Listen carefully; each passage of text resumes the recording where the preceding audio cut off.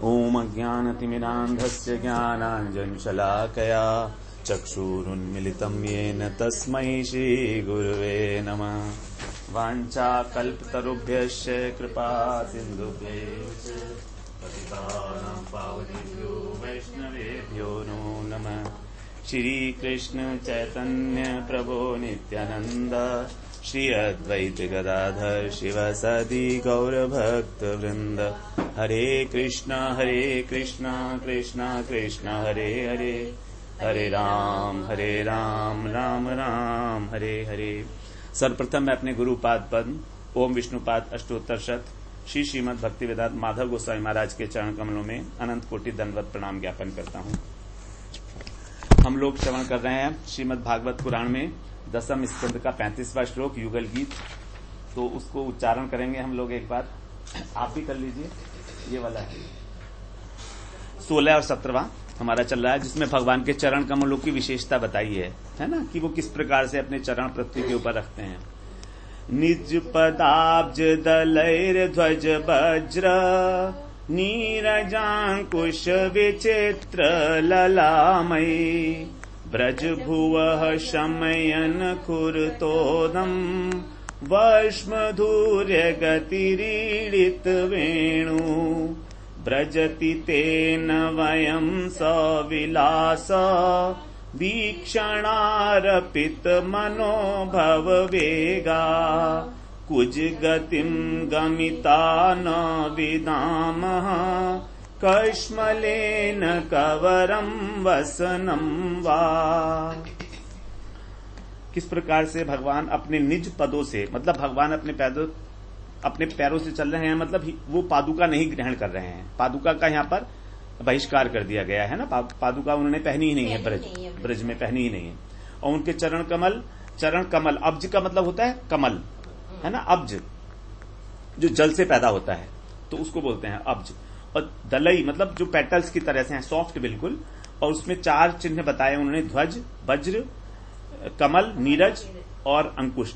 कमल के बहुत सारे पर्यायवाची शब्द होते हैं, सिनोनिम्स। जैसे नीरज, नीर का मतलब होता है जल, है ना, और नीर जौ का मतलब होता है जन्म लेना, तो उससे जो जन्म लेना है ना, उसको भी कमल कहा था। भगवान के, हाँ हम बात कर रहे थे कल, भगवान के 24.5 चंद्रमा हैं शरीर में और 8 कमल हैं। भगवान के 8 कमल हैं और 24.5 चंद्रमा हैं। और हमारा गोपाल मंत्र जो है इसमें 24.5 अक्षर हैं।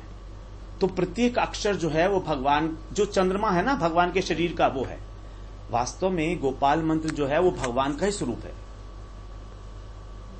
गोपाल मंत्र जो गायत्री नहीं, गोपाल मंत्र जो है तो वो भगवान का ही, उसी का पार्ट होता है एक ना, हाँ, तो वो भगवान का ही स्वरूप है। 24.5 अक्षर होते हैं उसमें, हाँ। और यही 24.5 जो है भगवान के शरीर में चंद्रमा है। अब विश्वनाथ चक्रवर्ती ठाकुर ने जब इन अक्षरों को जोड़ा तो उनको 24 अक्षर मिले, 24.5 अक्षर नहीं मिले। अब कृष्णदास गोस्वामी जिन्होंने वो चैतन्य चरितामृत लिखी है, उन्होंने लिखा है कि 24.5 चंद्र हैं भगवान के शरीर में। अब उनको आधा चंद्रमा मिला नहीं। तो अगर किसी हम मंत्र को जाप करते हैं और उस मंत्र के जो इष्ट हैं, मतलब हमारे इष्ट कौन, गोपाल हैं, तो अगर वो इष्ट को हम लोग नहीं उससे मंत्र से रिलेट कर पाते तो उस मंत्र का फल नहीं मिलता। अब ये सोचकर विश्वनाथ चक्रवर्ती ठाकुर ने कहा कि ठीक है, अब मेरा जीवन बेकार है, मैं इसको अंत करता हूं, सुसाइड करूंगा, क्योंकि मैं मंत्र जप रहा हूं और मुझे मंत्र का अक्षर ही नहीं पता है 24.5 कौन से हैं, मैं तो 24 ही गिन पा रहा हूं। तो राधा रानी आई स्वप्न में। राधा रानी कहा, हरि वल्लभ, उनका नाम हरि वल्लभ था पहले, हरि वल्लभ इतना चिंता नहीं करो, कृष्णदास गोस्वामी जो लिखा है वो बिल्कुल ठीक लिखा है, तुम उस ग्रंथ को जाकर रेफर करो। उन्होंने बताया कि वो एक ग्रंथ है, उस ग्रंथ में लिखा हुआ है संस्कृत का, है ना, कि यौ के बाद जब वी आता है तो वहां पर उसको आधा अक्षर माना जाता है। कुछ इस तरह का उन्होंने बताया वहां पर नियम संस्कृत का। तो वहां पर जिस अक्षर को वो 0 मान रहे थे, नहीं मान रहे थे, वो आधा अक्षर माना जाएगा, तब वो 24.5 चंद्रमा डिसाइड हो पाए। तो राधा रानी ने स्वयं आए और राधा रानी ने बताया कि इस बात को जगत में कोई नहीं जानता है, तुम इस बात को प्रकाशित करो सबके आगे। तभी ये जो गोपाल मंत्र है 24.5 अक्षर का, तुम भगवान के शरीर में 24.5 अक्षर देख पाओगे, 24.5। अब कौन कौन से हैं वो चंद्रमा, एक तो भगवान के नखचंद्र जो चरणों में है 10, 10, 5 + 5 10 हो गए, यहां पर हो गए 5 और 5, ये भगवान के चंद्रमा है सब। एक मुख चंद्र हो गया, भगवान के गंडस्थल, गंडस्थल ये भी चंद्रमा है ना, 23 हो गए ना। अब एक हो गया तिलक भगवान का गोल, और उस तिलक के ऊपर एक नीचे अर्धचंद्र होता है, हाफ मून, वो हाँ, वो तिलक जो है वो पूरा चंद्र है और नीचे जो है वो हाफ है। ओके, वो तिलक नहीं गिना, हाँ हम वहाँ वो तिलक नहीं गिना था ना, तो और नीचे वाला चंद्रमा हाफ है। 24.5 चंद्रमा है भगवान के शरीर में, और यही 24.5 चंद्रमा जो है, मैं लिख लेती हूँ, हाँ। कल तक तो मैं भूल ही जाऊंगी। 24 मून्स, हाँ 10 10 + 1 तो पता ही है, 24.5 moons in the body of the Krishna. तो जब तक हमें ये भाव नहीं होगा, गोपाल मंत्र हमारे को फल नहीं देगा। ये नख नख ये जो है ना नेल्स, हाँ ये 10 है ना, 1 2 3 4 5, 10 + 10 + 10 + 10 पैरों के नाखून है ना, उसके बाद फिर मुखचंद्र, फिर ये 22 23 हो गए ना, फिर एक मून माथे पर, और नीचे चंद्रमा होता है हाफ, आधा तिलक, 24.5 चंद्रमा। हाँ, और इसी प्रकार से भगवान के शरीर के 8 कमल है। भगवान के शरीर में 8 लोटस से ज्यादा। कौन कौन से लोटस हैं? चरण कमल, तो 2 हो गए, हस्त कमल हाथ, अच्छा, हाथ है ना, हाथ भी कमल की तरह। भगवान के नेत्र कमल 6 हो गए, है ना, ओठ का एक है, हाँ होठ हो गए, और एक मुख कमल है ना, मुख कमल नहीं होठ नहीं है, होठ नहीं है, मुख कमल है, और एक नाभि है, नेवल, अच्छा, नाभि है ना। तो भगवान के 8 कमल हैं और 24.5 चंद्रमा है। क्या कमाल है ना भगवान का। feet, 2 hand, 1 face, and 1 is naval and 2 eyes. 2 eyes. तो इस प्रकार से 8 कमल और 24.5 चंद्रमा वाले हैं हमारे भगवान। और अगर आपको एक भी चंद्रमा की रोशनी दिखाई दे गई ना कहीं, तो बस फिर हो गया फिर सब कुछ हो गया, जो होना था वो हो गया, है ना। तो इस प्रकार से भगवान के विग्रह का हमें चिंतन करना है, और यही जो है ब्रह्मा जी को समाधि के अंदर भी नहीं मिलता देखने को। भगवान के जो चंद्रमा है नख कमल, उसकी जो ज्योति निकलती है ना, जो उसमें से शाइनिंग निकलती है, वो ब्रह्मा जी को नहीं दिखाई देती है, हाँ, लेकिन भक्तों को दिखाई देती है। वो भक्त इतने महान हैं, भक्त शिव जी को और ब्रह्मा जी को नहीं मिलती है। बट वैष्णव शंभू करके बोलते हैं, तो हाँ, तो वैष्णवा नाम यथा शंभू, ठीक है। शंभू जो है बहुत बड़े वैष्णव हैं। कहा ना, उन्होंने ही तो कहा कि मैं जब अपना कार्यकाल पूरा कर लूंगा तब मुझे उस वैष्णव पद की प्राप्ति होगी, जिसको इस जगत में भगवान का नाम लेकर ही वैष्णव लोग अनायास प्राप्त कर लेते हैं। उनको वेट नहीं करना। अब शिव जी को पता नहीं कितने कल्पों तक वेट करना है, पूरे सृष्टि का। आप समझ रहे ना, ब्रह्मा जी को 100 वर्ष की आयु बितानी है, और अभी पता है उनके कितने वर्ष हुए हैं?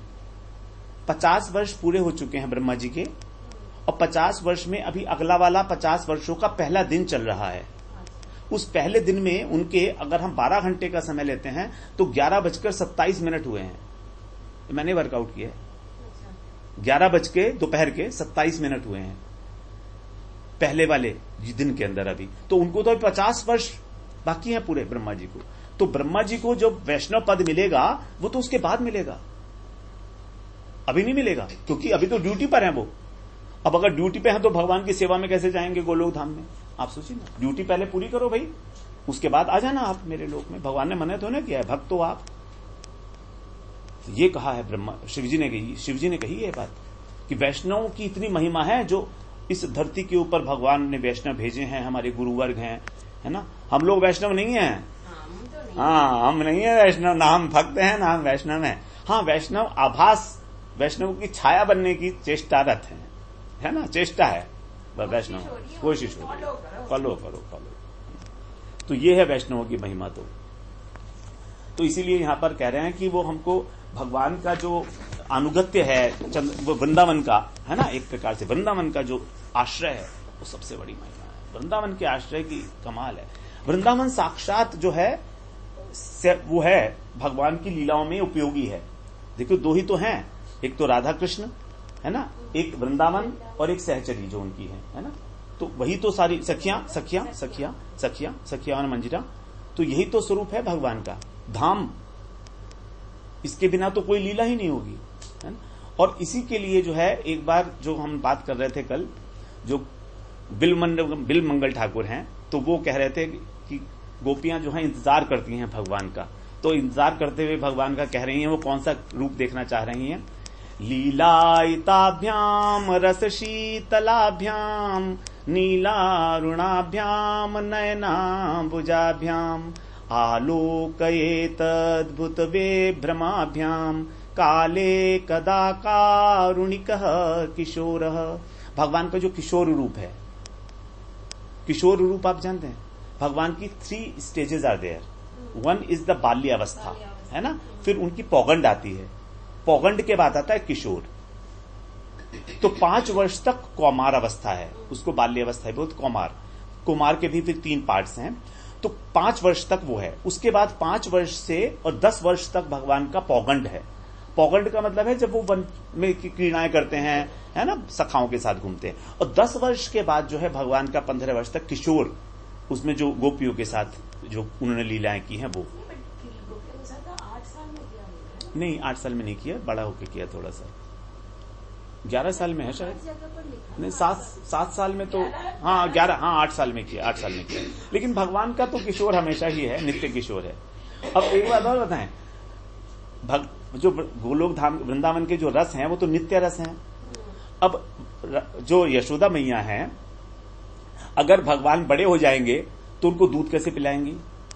लेकिन यशोदा मैया तो वात्सल्य रस की नित्य उनकी पार्षद हैं, है ना। तो भगवान को वो किशोर हो जाते हैं तो भी वो बिल्कुल बच्चे की तरह से लगते हैं।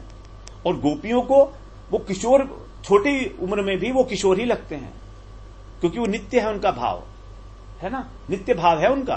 तो जो जैसा है वो उसको ही भगवान वैसे ही नजर आते हैं। तो यहां गोपियां कह रहे हैं किशोर रूप में आओ, और आप बहुत करुणा करने वाले हो, कारुणिक। और देखिए यहां पर बोला रस शीतलाभ्याम लीलायिताभ्याम, लीला करते हो आप, है ना, आप रस शीतल करते हो। नीलारुणाभ्याम, आपके जो नेत्र हैं वो नीले नीले, आपके सारा शरीर नीला है। नयनाबुजाभ्याम, आपके जो नयन कमल हैं, कमल बोला है यहां पर। फिर जैसे आप हमको देखते हो उन चंचल नेत्रों के द्वारा, विभ्रम, जैसे एक खंजन पक्षी होता है ना, उसको हम बात किए थे, हाँ बहुत चंचल होता है उसकी, है ना।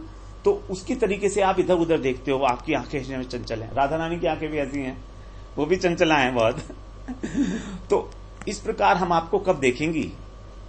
तो कृष्ण कहते हैं कि केवल देखने की जरूरत नहीं है, मैं तुम्हें देखूंगा तो है ही, साथ साथ तुम्हारे सामने आऊंगा भी, है ना, तुम्हारे पास आऊंगा। तो आते हुए कह रहे हैं, जैसे यहां पर एक्चुअली क्या है ना, भगवान की आने वाली छवि दिखा रहे हैं, क्योंकि जब वो चलते हैं तो उनकी जो गति है वो हाथी की तरीके से है, मत्त हाथी की तरीके से। यहां पर बताया ना, मत्त हाथी की तरह से है। वर्ष्म धूर्य गति रीडित वेणु, तो वेणु बजा रहे हैं और चल भी रहे हैं साथ साथ, है ना। लेकिन धीरे धीरे चल रहे हैं।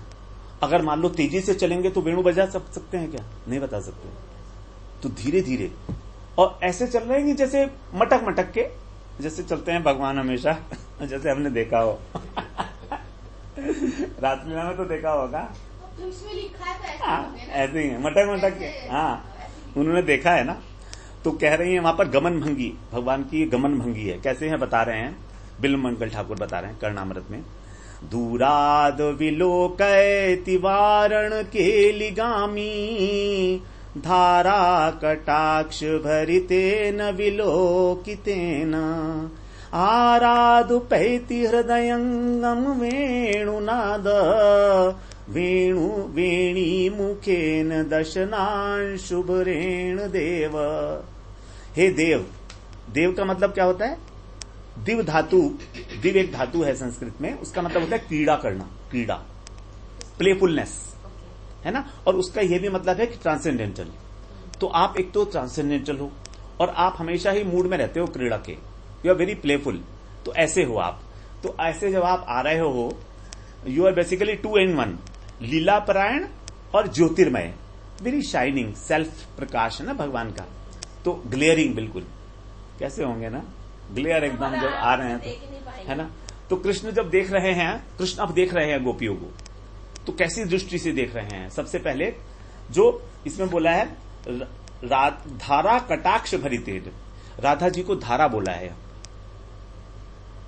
राधा जी को उल्टा बोल दिया। राधा होता है ना, यहां पर बोला धारा, धारा कटाक्ष भरितेन है, मतलब राधा जी जब आपको देखती हैं तो आपके नेत्रों की जो बात है वो अलग ही हो जाती है। अब उन नेत्रों से आप हमें देख रहे हो, इसका मतलब ये हुआ कि आप अकेले नहीं आ रहे हो, आप राधा जी के साथ हो, राधा जी आपको देख रही हैं। अब जब उन नेत्रों के साथ आप हमें देखते हो तो उनकी तो बात ही अलग होती है ना। वो प्रवाह है, एक फ्लो है, भगवान की आंखों से एक फ्लो निकल रहा है, और इतनी मधुर आंखों से इतनी कटाक्ष पूर्वक गोपियों को देख रहे हैं, राधा जी उनको देख रही हैं। अब जब राधा जी देखती हैं तो चेहरे पे ग्लो आ ही जाएगा ना, चेहरे पे ग्लो, है ना। और उसके बाद जब देखेगा कोई, जैसे शादी से पहले जब लड़का लड़की देखते हैं तो लड़की के चेहरे पे ग्लो आ जाता है, जब लड़की देखती है, छुप के देखती है ना अपने वुड बी हस्बैंड को देखती है तो, और जो उसको देखते हैं उनको दिखाई देता है ग्लो बिल्कुल। और वो जब किसी को देखती है ना, या वो लड़का किसी को देखता है तो समझ जाते हैं कि हाँ कुछ खास बात है, इजंट इट? संसार में भी ऐसे होता है। तो ऐसे आपकी ऐसी दृष्टि है राधा जी के कटाक्ष से जो नॉरिश हुई है, it has been nourished by her कटाक्ष only, by her side glance. The next is हाथी की भांति, वारण केलिगामी, बिल्कुल हाथी की भांति, भगवान की हाथी की भांति है चलती। राधा जी भी गजगामिनी है, दोनों एक से हैं, राधा जी और कृष्ण दोनों ही, वो भी हाथी की तरह चलती है क्योंकि साथ साथ चलते हैं ना। अब अगर एक मान लो चलेगा शेर की तरह और एक हाथी की तरह तो कॉम्बिनेशन कहां बनेगा। रासलीला में जो चलते हैं ना, वहां पर दोनों के दोनों जब गलवैया डाल के चलते हैं, अनुपम माधुरी चूड़ी हमारे श्याम श्यामा की, है ना, परस्पर मिलके जब भी हरें श्री वृंदावन की कुंजन में, हाथ डाल के चलते हैं जब एक दूसरे के ऊपर, क्या बात होती है उस समय। नहीं वर्णत बने शोभा हमारे श्याम श्यामा की, एक भजन है कि बस सिर्फ यही देखते रहें, हमें और कुछ नहीं चाहिए आपसे, आप एक दूसरे की गलवैया डाल के और वृंदावन की कुंज गलियों में चलते रहो, और हम कोने से कहीं पर आपको बैठ देखते रहे, और हमें खाना पीना कुछ नहीं चाहिए फिर है ना, ऐसे सारे दिन हम ऐसे बिता देंगे। फिर तीसरी बात कह रहे हैं यहां पर वेणुनाद, हृदयंगम वेणुनाद, वेणुनाद को हृदयंगम करते हुए, मतलब उपधार्यति आया था ना यहां पर, तदुपधार्य, उसको धारण करना है ना, हृदयंगम करना किसी चीज को, मतलब हृदय के अंदर खलबली मच रही है, हाँ खलबली मचनी हृदय में, तो हृदयंगम करते हुए जब आप वेणुनाद करते हुए इस प्रकार से हमारे पास आ रहे हो, निकट आ रहे हो, और कैसे आ रहे हो, आपकी जो दशन है और भी है भी, दशनाम शुभ रेण, आपकी जो दंतावली है वो व्हाइट व्हाइट बिल्कुल, इसका मतलब क्या है, इज स्माइलिंग, एंड मंद मंद खुल भी रहे हैं दांत ना, दांत तो अभी दिखेंगे ना जब स्माइल होगा, स्माइल भी थोड़ी ज्यादा होगी, एक तो होती है केवल स्माइल जिसमें दांत नहीं दिखते, स्मित बोलते हैं उसको, स्मित, है ना, और एक होता है मंद हास्य, तो मंद हास्य में थोड़ी सी स्माइल दिखती है ना, यहाँ पर तो नहीं है कोई मंद हास्य वाला, लेकिन एक राधा रानी का पिक्चर है, बहुत सुंदर है वो, उसमें मंद हास्य है, उसमें दांत दिखाई दिए हैं राधा रानी के, और ऐसा है कि बस कुछ नहीं, है ना। हाँ, तो मंद हास्य जब करते हो तो क्या हालत होगी, मतलब ये बता रहे हैं गोपियां। तो ये राधा, जो कृष्ण की कृपा है वही आ रही है दृष्टि के रूप में सबके पास, गोपियों के पास। कृष्ण में अपार करुणा है ना। अब वो करुणा उनकी कटाक्ष के द्वारा सबको प्राप्त होती है, सारे जगत को प्राप्त होती है, गोपियों को भी वैसे प्राप्त होती है। अब इसमें त्रिवेणी बताई यहां पर भी, जैसे कल हमने बात की थी ना, जब भगवान के चरण चिन्ह, जब भगवानों के चरणों का ध्यान किया जाता है तो आगे तो उसमें लालिमा होती है, ऊपर उसमें नीलिमा होती है, और नीचे, हाँ, बीच में जो है वो श्वेतिमा होती है, व्हाइट, है ना, श्वेतिमा। तो दैट इज ए 3 in 1, है ना, त्रिवेणी। उसी प्रकार यहां पर भी अभी 3 बातें बताई, अभी 3 बातें हुई ना। एक तो दंत पंक्ति की शोभा व्हाइट हो गई, ये दूसरा हो गया व्हाइट कौन है, गंगा जी व्हाइट है, गंगा जी को व्हाइट कहा जाता है, यमुना जी नीली है ना, यमुना नीली है। अब जब राधा जी का जो कटाक्ष है वो सेकंड हो गया, राधा जी जो कटाक्ष कर रही है वो सेकंड हो गया, और थर्ड हो गया जब वेणुनाद का प्रवाह हो रहा है आपके मुख से। ये 3 चीजें हो गई। यहां पर भी 3 types of flows are there. उस फ्लो के अंदर जो है गोपियां डूब जाती हैं। अब एक नदी हो तो ठीक है, जब प्रयाग में जाओगे नहाने के लिए तो 3 है, पूरे के पूरे डूब जाओगे उसके अंदर, है ना। त्रिवेणी की महिमा अलग होती है। जब 3 नदियां होती हैं, मिलती हैं, गंगा, यमुना और सरस्वती, तो वो आपको पूरा का पूरा मतलब एक अलग प्रकार का भाव आपके हृदय में वहां पर जागृत होता है। तो यहां पर राधा जी का जो कटाक्ष है, उसका प्रभाव जो राधा जी के उससे आया है हमारे को,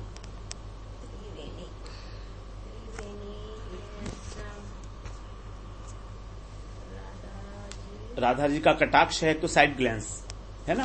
उसके बाद दूसरा है आपकी जो दांतों की शोभा है, टीथ, हाँ। और तीसरा है आपका वेणुनाद जो फ्लो हो रहा है।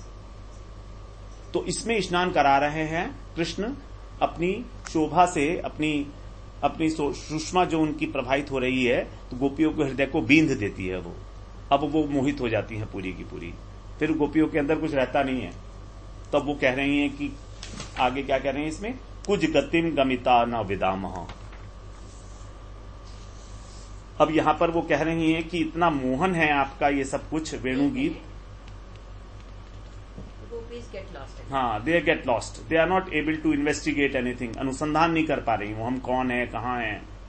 और ये लगातार हो रहा है, कंटिन्यूअसली इट इज हैपनिंग, है ना। And they are relating it with that भावदशा को कटुता में कालकूट विष के समान। मतलब it is just like poison.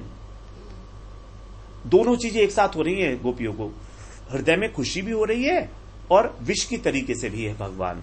विष इसलिए है उनको क्योंकि घर पे जाकर उनको सबको डांट पड़ेगी कि तुम लोग कोई काम नहीं करती हो, सारे दिन जो है कृष्ण को देखती रहती हो और कोई काम नहीं है तुमको, है ना। तो ये जो एक विष भी है एक प्रकार का उनके अंदर, जो समाज से उनको सुनना पड़ेगा, सारा कटु शब्द सुनने पड़ेंगे उनको कृष्ण के लिए। लेकिन कोई बात नहीं, ठीक है तो भी चलेगा, है ना। बस हम आपको देखते रहे, हमारा आपका जो वचन माधुरी, आपकी गमन माधुरी, तो एवरीथिंग। भगवान का जो अधरामृत होता है उसका मतलब होता है जो भगवान के मुख से वाणी निकली वो अधरामृत है। अधर का मतलब है नीचे वाला होठ। तो जब भगवान कुछ बोलते हैं तो वो अधरामृत हो गया। भगवान जब खाते हैं कुछ तो भगवान का जो उच्चिष्ट है वो भी अधरामृत हो गया। और जो वेणु है जब उसके अंदर से ध्वनि निकलती है वो भी अधरामृत है। तो गोपियों ने गोपी गीत में भी जिस अधरामृत की बात की है वो ये वाला अधरामृत है ना। भगवान का जो अधरामृत पान करना चाह रही हैं गोपियां, कि वो ये चाह रही हैं कि या तो आप हमें अपना उच्चिष्ट दो, या हमसे कुछ बातें करो, मीठी मीठी बातें करो, और या हमको वेणु सुनाओ, बांसुरी सुनाओ। तो ये अधरामृत कह रहे हैं, अगर आप ये सुनाओगे तभी हमारे जो हृदय है शांत होगा, इसकी जो पीड़ा है वो शांत होगी हमारी, और हमारे को इसके अलावा कोई रास्ता नहीं लगता है, नहीं लिखता है। अब हमारी पीड़ा कब शांत होगी? हमारी तो पीड़ा ही नहीं है, शांत क्या होगी? हम तो हमारे अंदर पीड़ा ही नहीं है ना। जब हमारे अंदर विरह होगा ना, जिया नहीं जाए अब तेरे बिना, है ना, तब लगेगा कि हाँ अब कुछ बात बनी है ना। तो होगा, ऐसे भी होगा, उसमें कोई ये तो नहीं है कि नहीं ही होगा, होना तो चाहिए। जहां आए हैं तो वृंदावन का तो हमको कृपा मिलेगी ना। और चलो ठीक है, हमें और तो गोपियों की कृपा नहीं मिलनी है, कृष्ण की कहाँ मिलेगी, लेकिन वृंदावन की कृपा तो मिलेगी। धाम की कृपा, धरती जो है वो तो बहुत इंपॉर्टेंट है ना। ब्रजरज की कृपा जो है वो तो कृपा है ही, ब्रजरज की कृपा। देखिए कहीं ना कहीं हमारे जीवन में ब्रजरज जरूर आई होगी जो हम वृंदावन आए हैं, ऐसा नहीं हो सकता। कोई ब्रजरज का मतलब है महापुरुष की किसी कृपा, है ना, महापुरुष। अब वो एक श्लोक आता है ना, महत्पात रजोभिषेकम, कि महापुरुषों के चरण रज में जब तक स्नान नहीं किया जाएगा तब तक आपको कृपा नहीं मिलेगी। तो लोगों ने क्या किया कि जो गुरुदेव जा रहे थे पीछे से उन्होंने मिट्टी उठाई, बाल्टी में भरी और बाल्टी घर ले आए और मिट्टी से नहाने लगे, मिट्टी ले लेके जेब में। अब उस मिट्टी से दांत नहाते रहो, आप कुछ होगा क्या? नहीं होगा, नहीं होगा ना। रजोभिषेकम तो यह रज से अपना अभिषेक कर लिया, है ना। तो उससे तो कुछ होता नहीं। हमने पूछा प्रभु जी ऐसा कर लें तो हो जाएगा क्या काम? कृष्ण प्रेम प्राप्त हो जाएगा? बोले तुम जन्म जन्म तक करते रहो, कुछ नहीं होने वाला तुम्हारा। बात तो मानते नहीं हो तुम गुरुदेव की, है ना। जो उनकी आज्ञा है वो तो आप मानते नहीं है, अपनी अपनी चलाते हैं, तो वो कैसे होगा भाई। तो एक भाव आया है कि जब देवता लोग गर्भ स्तुति कर रहे थे देवकी माता की गर्भ स्तुति की है ना देवताओं ने, तो उन्होंने इस भगवान की जब स्तुति की तो उसमें ये कहा कि आपके जो भक्त हैं वो कैसे हैं, आप अपने चरणों की रज से वो एक नाव बनाते हैं और वो उस नाव को पार करके खुद तो पार हो जाते हैं और वो नाव जो है यहीं छोड़ जाते हैं, जिससे कि उस नाव में बैठकर हम लोग भी भवसागर पार कर लें।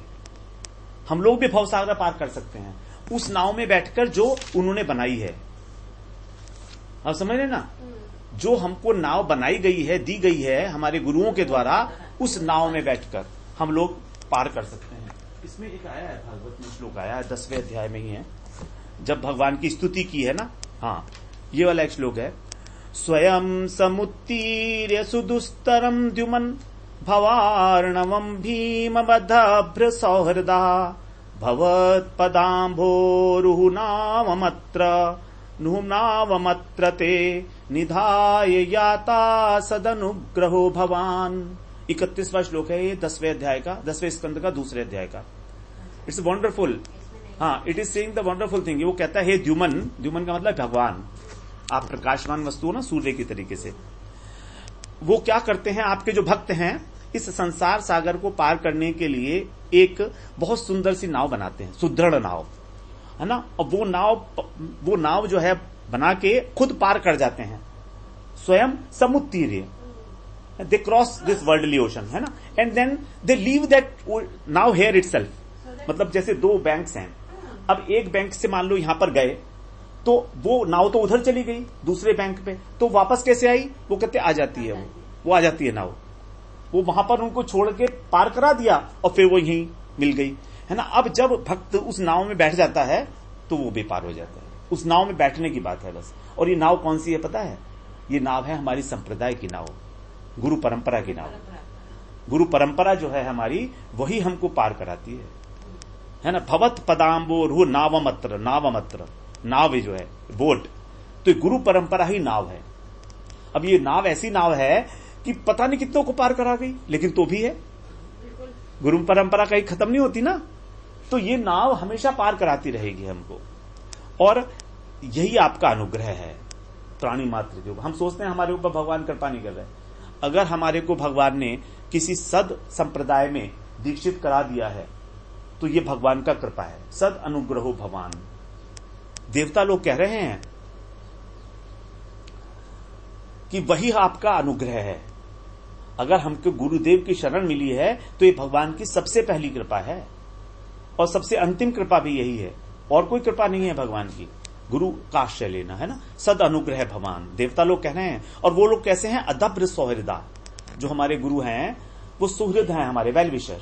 They don't know anything other than the well wishing है ना, दे डोंट नो एनीथिंग। और कैसे पाव कर देते हैं, गोवत्स पदम, जो गाय का बछड़ा होता है उसके खुर के बराबर ये सारा का सारा भवसागर क्रॉस करा दे।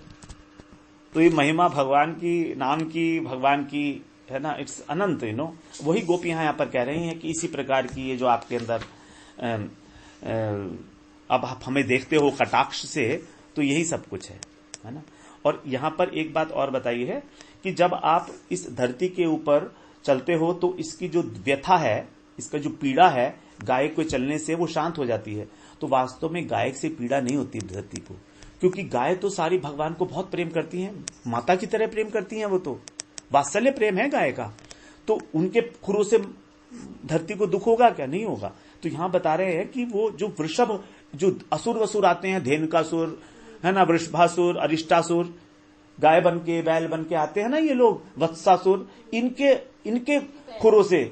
खुरों से जो आपकी व्यथा हुई है, दिमाग में कल आ रहा है। हाँ है ना। तो उसने लिखा है, ये बात क्लियर की है उन्होंने कि जो नए नए असुर लोग आते हैं इस ब्रजभूमि में, उसके कारण इस धरती को जो पेन होता है उसको आप शांत करते हैं। यहाँ सारी चीजें देखो बता देते हैं, जो टीकाकार होते हैं ना, जो महाजन लोग होते हैं, उनको मालूम होती है ये बात है ना, कि अंदर के सीक्रेट्स क्या है सारे के सारे। तो इस प्रकार से हम लोगों ने आज भगवान के चरणों की उसकी किस प्रकार से वो इस धरती की व्यथा को शांत करते हैं और साथ साथ गोपियों की व्यथा बढ़ा देते हैं। धरती की तो व्यथा शांत कर दी और गोपियों की बढ़ गई, है ना। तब वो कह रहे हैं कश्मलेन कबरम वसनम्बा, तब हमको जो है मोहित हो जाती हैं हम, और हमें अपने कपड़ों का, अपने जूड़े का भी ध्यान नहीं होता कि वो कहां चलेगी। वृक्ष की गति हो गई ना, कुछ गतिम गमिता न विदाम, कुछ गतिम, they just become inert just like the trees, just like the trees. तो फिर हम कल को वो करेंगे 18वां 19वां श्लोक, है ना, परसों करेंगे जो भी है। वांछा कल्पतरुभ्यश्च कृपा सिंधुभ्यैव च पतितानां पावनेभ्यो वैष्णवेभ्यो नमो नमः।